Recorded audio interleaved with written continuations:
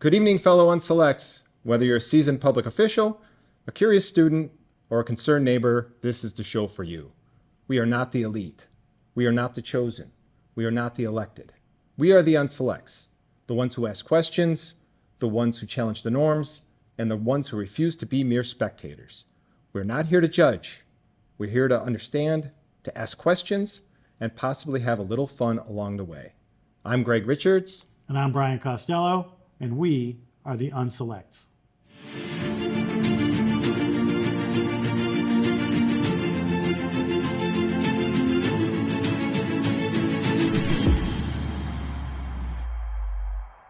All right, tonight on the Unselects, we tackle MBTA Communities Act here in Shrewsbury, Article 44 in the town meeting.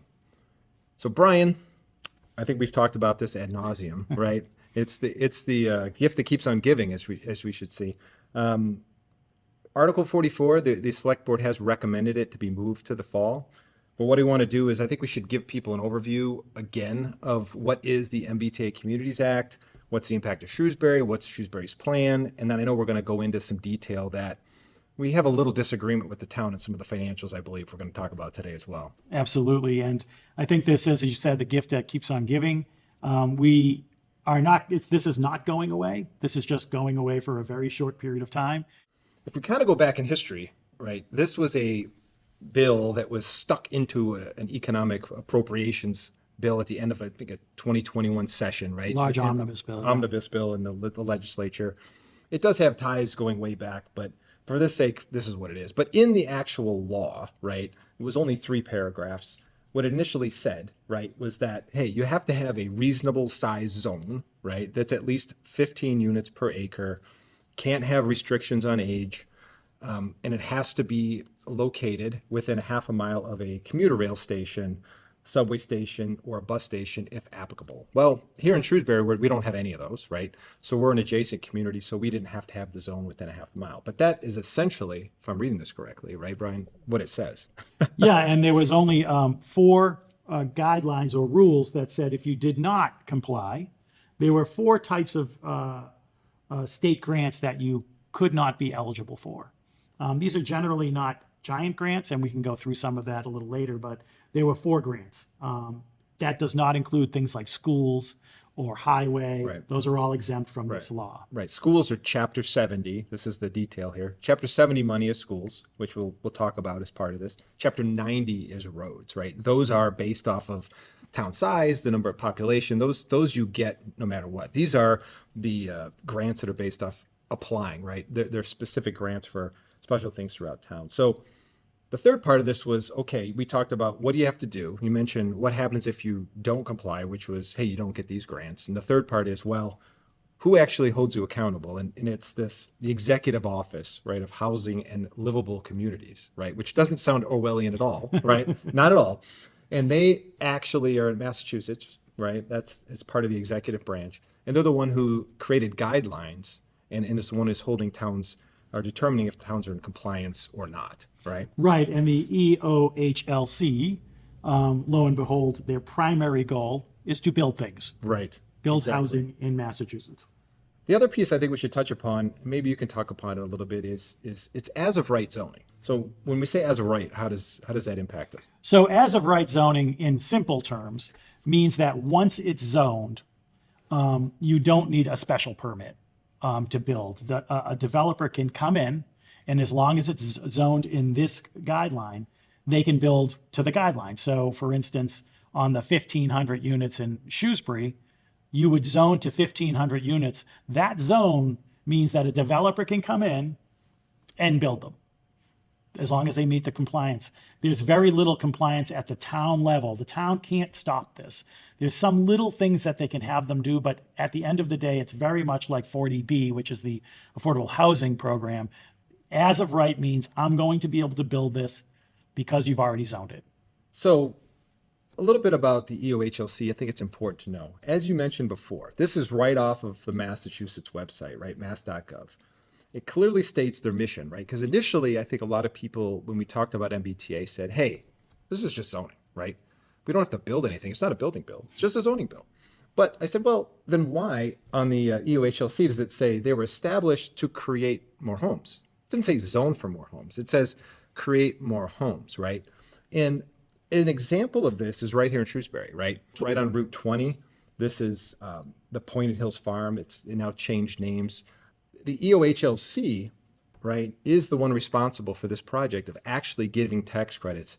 There's $42 million worth of tax credits for that project because it is a 40B property. So it's 93 units, and they got $42 million in various pieces, whether it was deferred taxes or actual direct funding on behalf of it. So I always say it's interesting that you have an organization who's establishing guidelines to determine your compliance, but who's also the one who's responsible for doling out the money to the same developers to ensure things are built. And one of the prime movers of the EOHLC, when you look at the real details, lo and behold, it's primarily supported by large development organizations. When they say we're giving funding to the town, the reality is that funding goes through a grant from the town to the developer. It's not going to anybody in the town. It's tax funded, both federal and state. So we are paying for this, whether you like it or not.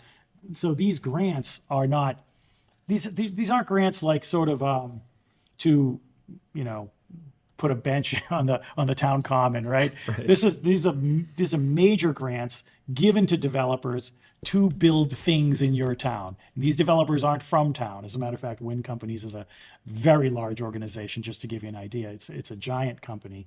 Now, the guidelines that they had created, right? We started with 3 paragraphs and then they came up with 18 pages, right? So in this guideline, it goes into more detail. It says you have to have a minimum of 50 acres. It actually talks in here about you actually have to establish what percentage of your existing housing units you need to zone to add. So Shrewsbury is an adjacent community. We have just under 15,000 housing units. So by this 10% number, we need to add 1,497 housing units. So for Shrewsbury, that's a big impact. But you look at a rapid transit community, somebody like a Milton, who's been in the news on this for actually putting up a vote to town that actually turned over a town meeting decision, 25% increase in your available housing in a given town. And there's 12 towns throughout Massachusetts. And that's a dramatic increase, right, in population potentially. The people, even though the select board voted for it, the people actually did a ballot initiative and voted against it. And the state promptly sued them. But what we're seeing now is a lot of other towns starting to vote against this same act. Right. And I think a lot of that stems from education. Because when we've gone out and talked to people about it, most people don't even know about it, right? They're not paying attention. They're like, I've never heard of this. And then when you lay it out and say, well, essentially, it's going to allow us to build, 1,500 new housing units and increase our population by 10%. And they said, what? Right? It goes back to the whole thing. Hey, we already have traffic issues. I can't hardly even get down, Lake Street, or when I'm going to Market Basket, there's all kinds of issues around that. And I think it's just one of those things where the more time people have to absorb it, and that's where I kind of feel, my opinion is, the state pushing this through these Springtown meetings is that before people really wake up and understand what it is, it's already been passed. And I think that's what you see. So then at the point in time you start getting pushback, a lot of people start saying, oh, well, most towns are in compliance. Well, compliance by definition, right, is only submitting the right paperwork that says, oh, we're working on this, right? We don't have to comply until the end of this year, meaning we don't have to have a plan submitted. It doesn't mean the state has to approve it. We just have to submit it by the end of the year. So our messaging was always, why are we rushing this, right? Why are we running, forth to try to get this implemented when we have so much time? The people that work for towns are oftentimes what we talked about on last show, bureaucrats. These are folks that are just procedurally oriented. There was a thing they had to fill out, and so they filled it out, and they want you to comply with that. But what the townspeople have been saying is, wait a minute, filling this thing out kind of binds me with that as-of-right zoning to signing up for something I don't think I want to sign up for. Right. So back to the grants, because in the guidelines, there was additional grants they put in. So when you looked at the original bill that was passed, there was 4 grants, like you had mentioned. But then in the guidelines, all of a sudden they said, wait a minute. I think what happened was a lot of towns were saying, well, that's not a big deal. So we're not going to be eligible for 4 grants. But then they put 13 other in here. And we'll talk about Shrewsbury specifics, so we're not going to spend a lot of time on this, because I think it's really important for us to talk about what are we doing here in Shrewsbury, right? For sure. So what is our actual plan? Okay, is the best we know. And I think we can talk on this because we've attended probably every, whether it's planning board meeting, FinCom meeting, we've done to the town presentations. I think we met each other at the police station, Yes. right at one of these for the MBTA zoning. We've been on Zoom calls or Google Meets with Chris, the planner. So I think we can speak about what the town is doing in our own way.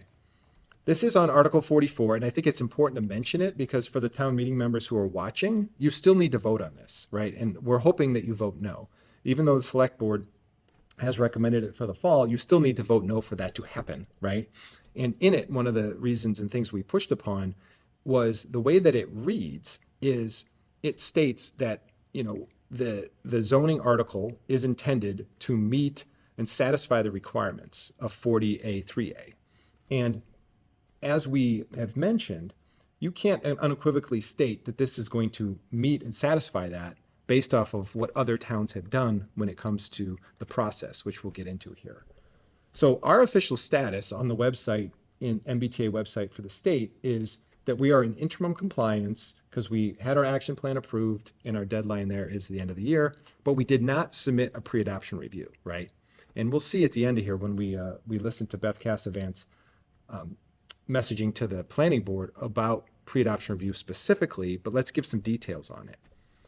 If you go on to the EOHLC, there is a pre-adoption process that specifically is there, right, where it states if you want to seek assurance, right, that your proposed zoning will meet the requirements before, right, that's a key word, before bringing to the local legislative session, you can submit a pre-adoption application. So for those who don't know, the local legislative session is town meeting, right? So a lot of the things that we had brought up was, why didn't we take advantage? If you really want to do due diligence, this should be done.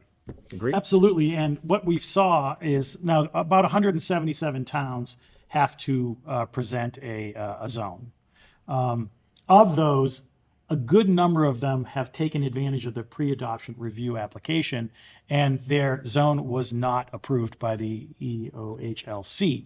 So again, if they brought it to town meeting, what you're actually voting on is not the thing that it will ultimately be. It's actually a disapproved law. Right. It's a disapproved zone. I think there's only 3 towns that went through the process: Arlington, Lexington, and Salem. I believe you're correct, yes.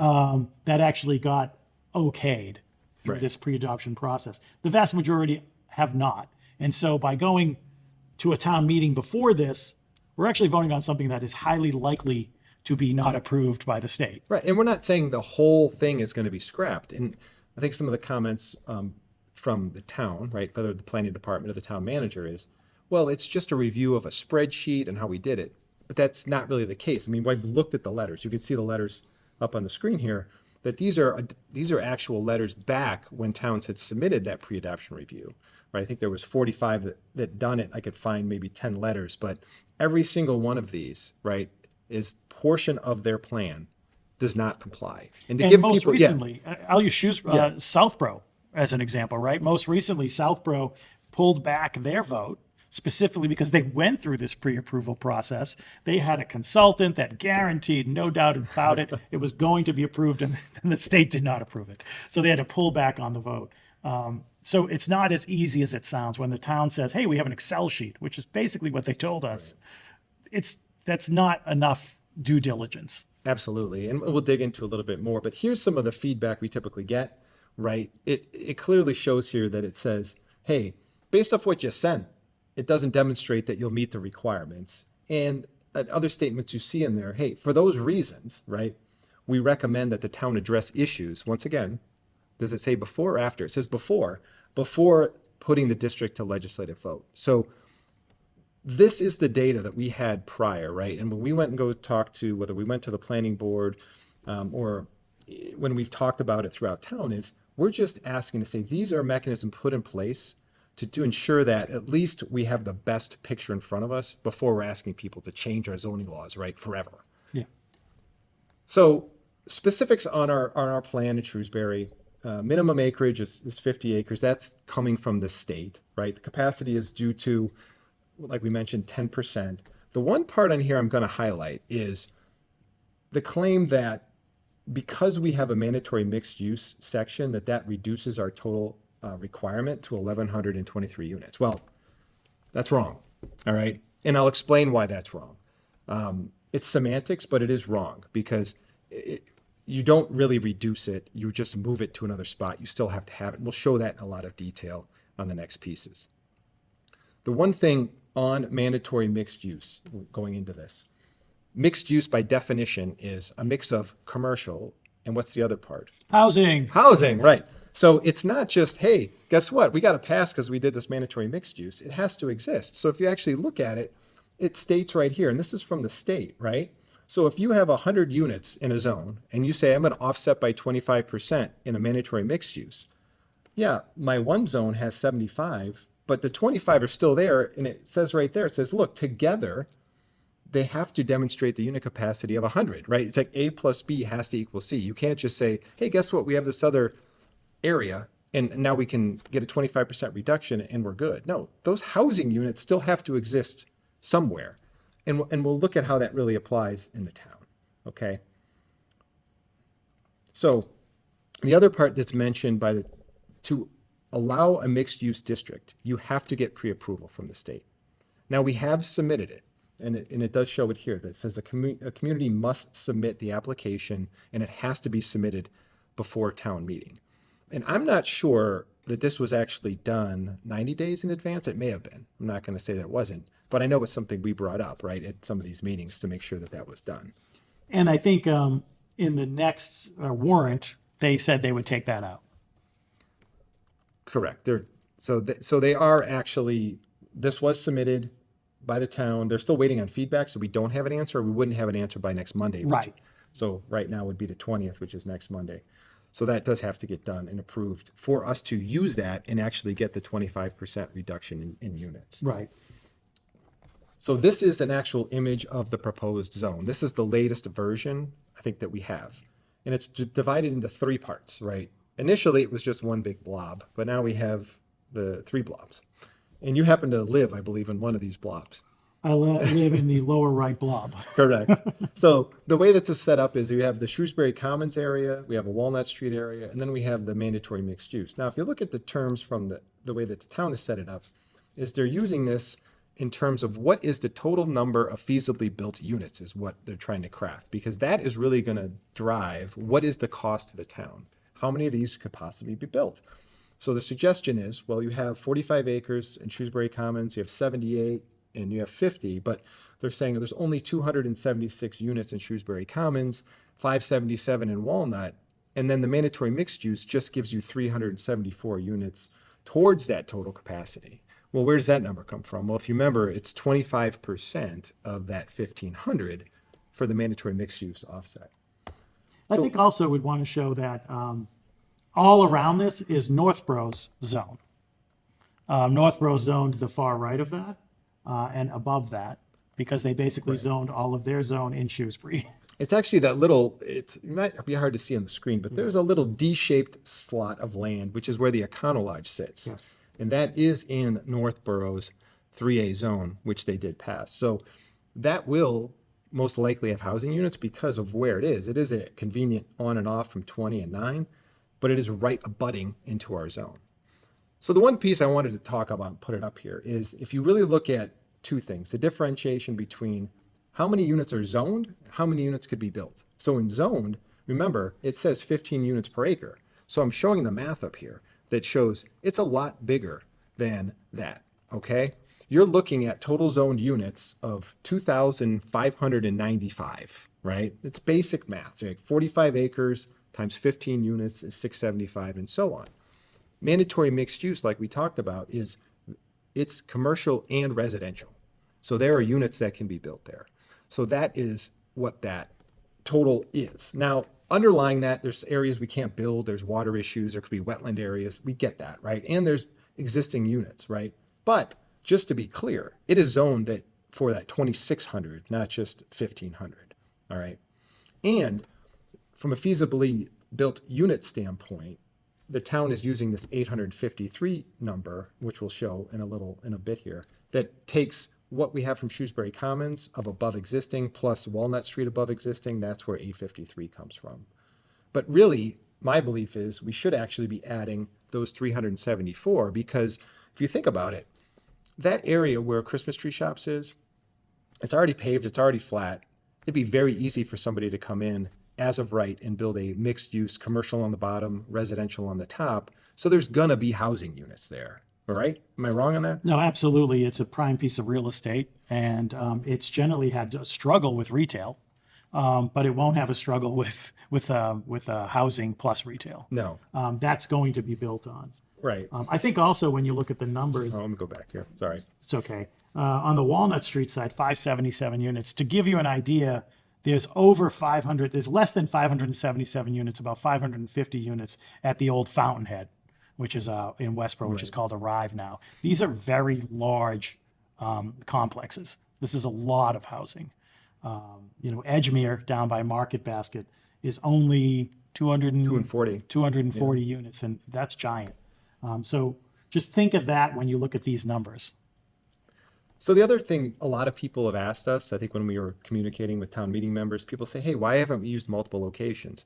If you go back and you look at what the town actually presented earlier on, they actually do show that there was multiple options there. And one of them is the Chelmsford property, which is over there. Chelmsford Imperial Village is a Shrewsbury Credit Union. So just to let people know, the town guidelines, or from the state guidelines show that you can use split zones. You just have to have at least half of what that land needs to be. So the 50 acres, half of it would need to be in a contiguous area. So we would have the ability to split it up, because I think there is a concern, like you mentioned, about density, not only with Walnut Street, but Christmas Tree Shops, Shrewsbury Village, are all right there in the 9 and 20 corridor. So there could be an option, right? We feasibly could do it by splitting it up under multiple spots across town if we so chose. Right, and if you think about the large housing that's going up on Green Street, Yep. and obviously the one on Route 20, Edgemere, which was just built, there's plenty of places we could have looked to kind of figure this out. I think the town came back and said, well, none of those complied. But how much work did you do to really determine that? Because a lot of towns of our size have done these smaller zones across multiple areas in town, because we don't have to be a half a mile from an MBTA station like Westboro does or Grafton does. Right. So we'll see if that's something the town looks at as we move towards the fall, or if we're just going to stick with the proposed plan and just work that to the end. So one of the things I really want to dig into here is the numbers, because I think this is important. This is a slide that was presented at the Finance Committee meeting that we actually need to go into here. One of the things, my biggest issue, my biggest challenge is the cost per student, right? So if you look at this, if you look at the total number of school children, the way that they come up with that, we took the 853 units, 0.44 units, or 0.44 children per unit. You get 375 new students, okay? But the number they show is only $4,500, which is way off. And I'll explain why it's off. If you look at when we built Edgemere, there's a consultant that we actually did a fiscal impact analysis of. This was in 2016 numbers. Our costs were $8,405 per student. Because what they do is you take your cost per student that the district gives you less Chapter 70 money, okay? That's what that number came down to. So in 2016 numbers, 8,405, all right? Milton did an impact analysis for their plan, and their cost per student was $97.53. The full cost is $14,952 in Milton. If you look at our budget for 2025 that the school committee just prepared and presented to the select board, $17,728, okay? So that's what and we're touting that is that we're, very cost effective amongst our peers, 17.7. So if you look at Chapter 70 money, Shrewsbury gets $21 million from the state in Chapter 70 money, okay? So we just divide our Chapter 70 money by number of students, which is that 5998 number in our enrollment, and we get $3,500 per student in Chapter 70. Take our 17.7 minus that, we get a student incremental cost of $14,201.59. Well, what does that mean? Let's go back to the slide. So our $1.7 million, right, now goes to 5.3 million, okay? And we're only looking at educational costs. We're not looking at police and fire at this time. That translates to the bottom of 5.7 million. So we went from the town manager standpoint saying, hey, we always think this will be net positive for the town. I have to disagree. If you look at consultant-based costs based off of what towns use and paid consultants to do this type of work, we're losing $2.7 million a year. I would argue that the 0.44 children is wrong too. They've used those numbers a lot based on Edgemere. Edgemere has no 3-bedroom apartments. It's 1 and 2 bedroom apartments. The law, while it doesn't require a specific bedroom size, it does specifically state they have to be family-friendly units. When you look at other states that have done this, family-friendly generally means 2, 3, and 4 bedroom apartments. This number of people coming in, even if we give them that it's less than the 1,500, let's say it's 1,000, it's many more children per unit that's coming in here. This is not going to be 0.44. It's not going to be close to 0.44. It's going to be a lot more because these units are going to be marketed specifically to families. Right. But for our analysis here, we'll go with the town's numbers and everything let's use else. the But numbers. I definitely agree with you on that. And now on the grant side, I know we are running a little short of time here, but we're showing it because the key part, like you talk about, is these are over a 5-year period. And I actually showed this here. The 5-year average is under $1 million. And if you take out the Route 20 Edgemere grant, which was for the road construction project, we're at $221,000 a year on a budget of $181 million. We're talking about 0.12% of our budget is grant money. Not a huge impact. Right. And when you look at the grants that are really up for debate, most of these grants, again, when you really dig into them, are going towards building more units in town. They're generally studies to build more things. And if you want to stop building in town, you can say no to these sorts of grants. We might not be eligible to some smaller grants, but there's other ways to fund smaller initiatives. And so this is actually a smaller impact on us than they want to pitch you. The $6 million they're showing there, if you can see, Green and South Street connector. I mean, these are just sort of ideas that they're throwing out. And keep in mind, none of these grants are actually guaranteed. They're all discretionary. I will give the select board, props for, I think, doing the right thing. They did decide that, hey, there is uncertainty among the town meeting members. We think we need to take more time and look at this closer. So we are going to take a look here at the clip from Beth Cassavant in her speech to the planning board. I just want to let you all know that I called a select board meeting that was held earlier this evening so that every member of the select board had an opportunity to openly discuss Article 44 and deliberate as a board. We knew that the timing was important specifically because your board is holding a public hearing on all of the articles this evening, including Article 44, which is the MBTA Communities zoning article. So it's important that we as the executive body provide our clear position to the planning board on this critical piece of zoning. The town intentionally solicited community feedback before deciding whether to submit the proposed zoning overlay plan to the state for pre-adoption review. While we have every reason to believe that the proposed plan meets Section 3A requirements, not having feedback from the state leads some people to believe that we are voting on something that may not be compliant. This is a distraction and it doesn't serve town meeting well. It's important to recognize that planning staff worked with our consultant from Central Mass Regional Planning to run our acreage, density, and associated land use through the state's pre-compliance model, submitted for approval for the ability to include a mixed-use requirement in the zoning, and completed an economic development analysis to get approval to allow up to 20% of any units constructed under the proposed zoning to be affordable. Not every community has chosen to go through the pre-adoption process, and even if the entire zoning bylaw is submitted for pre-adoption review from the state and deemed acceptable, it's not a guarantee that if it's approved by town meeting, the zoning will be deemed compliant upon final review.